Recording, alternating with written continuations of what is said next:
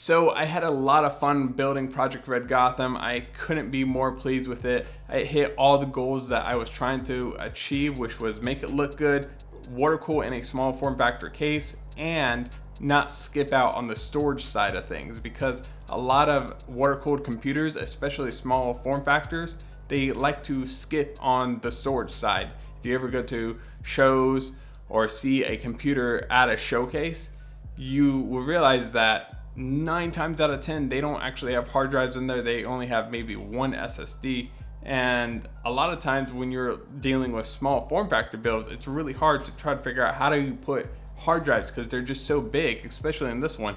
But I was able to pull it off. So I have 2 SSDs in the front, and then I have 3 4 terabyte hard drives in the back side. So that gives me a total combined gig of 13.5 terabytes. So that's a lot. Anyways, let's talk overclocks. My CPU was able to achieve an overclock of 4.32, and that's with 1.3 volts running through it. My 980 Ti's are overclocked to 1487 megahertz. My CPU idles at 40 degrees Celsius, and the graphics cards idle at about 38 degrees Celsius. Under load, my CPU's hitting temps about 70, 75 degrees Celsius, and my GPUs are hitting about 55 degrees Celsius. In Firestrike at 1080p, my score was 25,788 with a graphics score of 40,011. Firestrike at 1440 had a score of 16,513 and a graphics score of 19,244. Firestrike in 4K had a score of 9,053 and a graphics score of 9,432. In Haven, I scored a 5,222. In Valley, it scored 6,327. Bioshock Infinite at 1080p had a average frame rate of 257 FPS. Metro Last Life had a average frame rate of 145, and Battlefield 4 had a average frame rate of 199.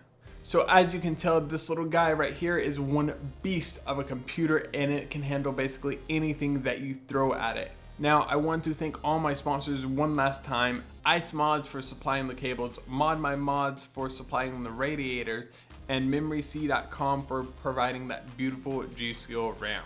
And I wanted to give a shout out to Righteous Airbrush. They're the guys that painted the computer case. And I also want to give a shout out to Nick Blackwell. He builds custom water-cooled PCs, and he was able to answer some questions that I had. Anyways, that's really it for Project Red Gotham. This is the end. I finally get to play games on it. It's done.